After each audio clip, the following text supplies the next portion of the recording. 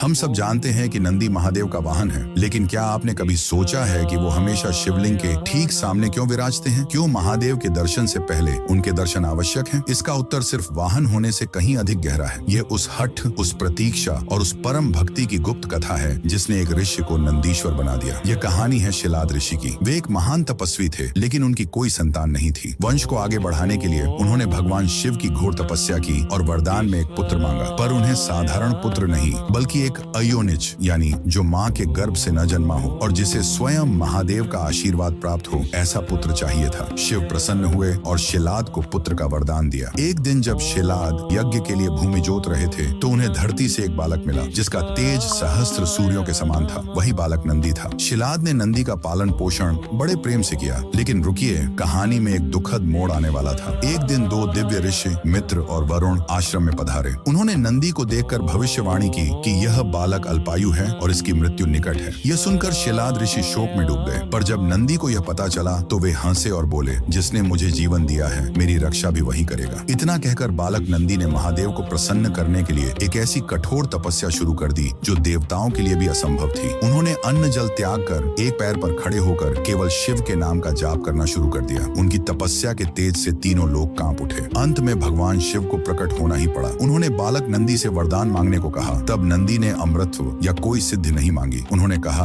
हे प्रभु, मेरी बस एक ही इच्छा है। मैं हर क्षण हर पल बस आपके साथ रहना चाहता हूँ। मैं आपके सानिध्य से एक पल भी दूर नहीं होना चाहता। उनकी इस निस्वार्थ भक्ति और अटूट प्रेम को देखकर महादेव द्रवित हो गए। उन्होंने नंदी को न सिर्फ अमृतत्व का वरदान दिया, बल्कि उन्हें बैल का मुख देकर अपने सबसे बड़े गण, अपने सखा और अपने वाहन के रूप में स्वीकार कर लिया। उन्होंने नंदी को वरदान दिया, हे नंदीश्वर, आज से मेरे दर्शन से पहले संसार तुम्हारे दर्शन करेगा। जो भी अपनी मनोकामना तुम्हारे कान में कहेगा, वह प्रार्थना सीधे मुंह तक पहुंचेगी। तुम मेरे और मेरे भक्तों के बीच की सबसे पवित्र कड़ी बनोगे। इसीलिए आज भी नंदी सिर्फ एक वाहन नहीं, बल्कि प्रतीक्षा, धैर्य और निस्वार्थ भक्ति के प्रतीक हैं, जो हमें सिखाते हैं कि ईश्वर तक पहुंचने का मार्ग केवल समर्पण से ही मिलता है। महादेव के इस परम भक्त के लिए कमेंट्स में ओम नंदीश्वराय नमः अवश्य लिखें।